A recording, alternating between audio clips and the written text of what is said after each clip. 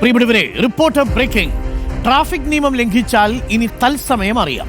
തത്സമയം നിയമലംഘനവും പിഴയും അറിയാനുള്ള സംവിധാനവുമായി മോട്ടോർ വാഹന വകുപ്പ്. വാഹനങ്ങൾക്ക് മുന്നിലെത്തി മോട്ടോർ വെഹിക്കിൾ ഡിപ്പാർട്ട്മെന്റ് നിയമലംഘനം സ്ക്രീനിൽ പ്രദർശിപ്പിക്കും. MVDയുടെ വാഹനങ്ങളിൽ ഇതിനായി പ്രത്യേക സ്ക്രീൻ സജ്ജമാക്കും.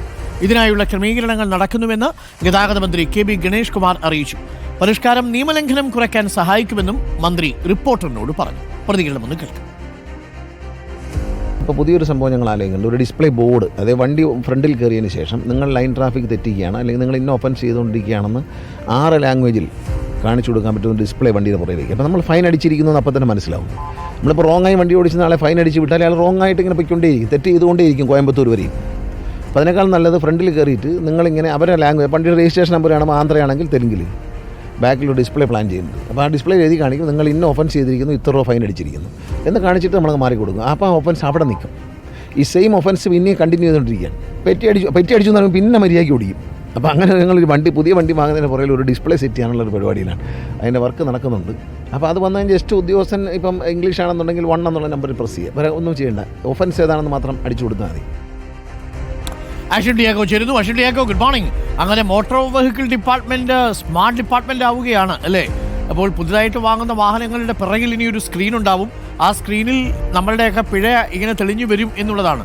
നിങ്ങളിപ്പോൾ ഓടിച്ചുകൊണ്ടിരിക്കുന്ന വാഹനം തെറ്റായ രീതിയിലാണ് ഓടിച്ചുകൊണ്ടിരിക്കുന്നത് എന്നതിനകത്ത് വരും. ഇത്ര പിഴ അടയ്ക്കണം എന്ന് പറഞ്ഞുള്ള ഒരു നിർദ്ദേശം മുന്നിലേക്ക് വരും എന്നാണ് മനസ്സിലാക്കുന്നത് അല്ലേ?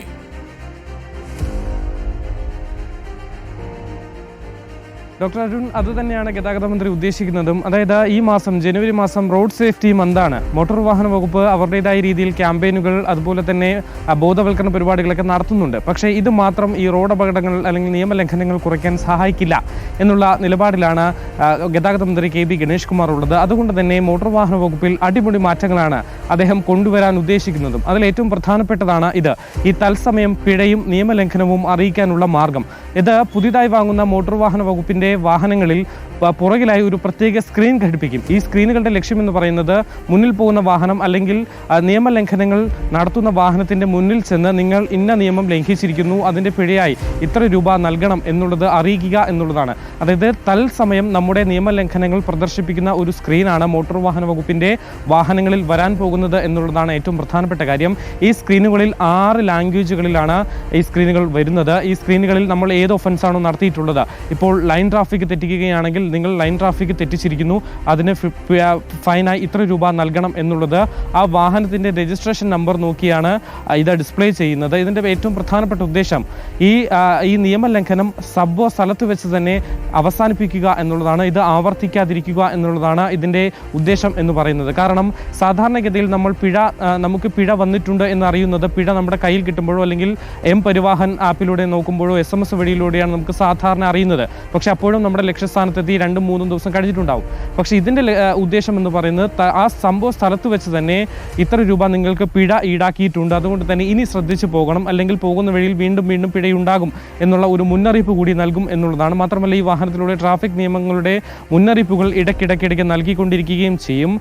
മറ്റൊരു പ്രധാനപ്പെട്ട കാര്യം, ഈ വാഹനം ഒരു നിശ്ചിത ദൂരം നമ്മുടെ ഫ്രണ്ടിലായി സഞ്ചരിക്കും. അതായത് ഇപ്പോൾ ഞാൻ ഓടിക്കുന്ന വാഹനം ഇന്ന ലൈൻ ട്രാഫിക്കിലെ ഇന്ന നിയമം തെറ്റിച്ചു. അങ്ങനെയാണെങ്കിൽ എൻ്റെ വാഹനത്തിന് മുന്നിലേക്ക് മോട്ടോർ വാഹന വകുപ്പിൻ്റെ വാഹനം എത്തുന്നു, ഒരു നിശ്ചിത ദൂരം എനിക്കൊപ്പം എൻ്റെ മുന്നിൽ സഞ്ചരിക്കുന്നു.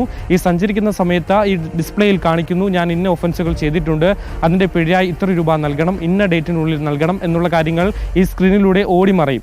അതിനുവേണ്ടിയുള്ള പണിപ്പുരിയിലാണ് മോട്ടോർ വാഹന വകുപ്പ് എന്നുള്ളതാണ് ഏറ്റവും പ്രധാനപ്പെട്ട കാര്യം. മറ്റൊന്ന്, മോട്ടോർ വാഹന വകുപ്പ് എൻഫോഴ്സ്മെൻറ്റ് നടപടികൾക്ക് വേണ്ടി ബൈക്കുകൾ വാങ്ങുന്നു എന്നുള്ളതാണ്. കാരണം സാധാരണഗതിയിൽ മോട്ടോർ വാഹന വകുപ്പ് ചെക്കിംഗ് നടത്തുന്നത് വാഹനങ്ങളിൽ അവരുടെ ജീപ്പുകളിലാണ്. പക്ഷേ ഇനി മുതൽ മോട്ടോർ വാഹന വകുപ്പ് ഇത്തരത്തിൽ ബൈക്കുകളിൽ കറങ്ങിയും പിഴ ഈടാക്കും എന്നുള്ളതാണ്. ബൈക്കുകൾ വെറുതെ ഓടിച്ചു പോവുക മാത്രമല്ല, ഈ ബൈക്കുകളിലും ഉദ്യോഗസ്ഥരുടെ ഹെൽമറ്റുകളിലും ക്യാമറകൾ സ്ഥാപിക്കും. ഈ 2 ക്യാമറകളിൽ നിന്ന് ലഭിക്കുന്ന ദൃശ്യങ്ങളുടെ അടിസ്ഥാനത്തിൽ പിഴ ഈടാക്കാനുള്ള നീക്കവും മോട്ടോർ വാഹന വകുപ്പിൽ നടക്കുന്നുണ്ട്. ചുരുക്കത്തിൽ ഈ പുതിയ വാഹനങ്ങൾ വാങ്ങുന്നു, ഈ വാഹനങ്ങളിൽ അത്യാധുനിക സംവിധാനങ്ങൾ മോട്ടോർ വാഹന വകുപ്പ് കൊണ്ടുവരുന്നു. അങ്ങനെ ഈ അപകടകരമായ രീതിയിലുള്ള വാഹനം ഓടിക്കൽ അല്ലെങ്കിൽ ഇത്തരത്തിലുള്ള അഭ്യാസ പ്രകടനങ്ങൾ, റോഡ് അപകടങ്ങൾ കുറയ്ക്കുന്നതിന് വേണ്ടി ഹൈടെക്കായി മാറുകയാണ് MVD. അശ്വിന്, ഒരു പ്രേക്ഷകർ എഴുതുന്നു, ഉബൈദുള്ള, ഇത് KSRTC ഒന്ന് കാണിച്ചു കൊടുക്കേണ്ടി വരുമല്ലോ. KSRTCക്ക് വേണ്ടി തന്നെ പ്രത്യേകിച്ച് കുറച്ച് സ്ക്രീനുകൾ വാങ്ങേണ്ടി വരുമോ അശ്വിൻ?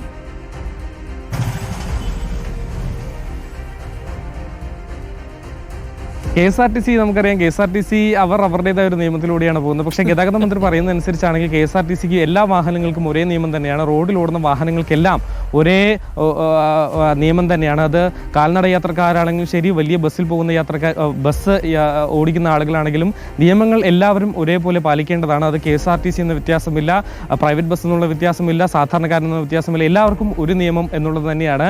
ഈ KSRTC കാര്യത്തിലും നമ്മൾ മന്ത്രിയോട് പ്രതികരണം കേരളത്തിലൊക്കെ ചില സ്വകാര്യ ബസ്സുകളുടെ മത്സരയോട്ടം കാണുമ്പം ഈ ബസ്സിന്റെ മുമ്പിൽ കയറി ഈ സ്ക്രീൻ വെക്കണമെങ്കിൽ അപാര അഭ്യാസിയായിരിക്കണമല്ലോ നമ്മുടെ മോട്ടോർ വെഹിക്കിൾ ഡിപ്പാർട്ട്മെന്റിലെ ഡ്രൈവർ.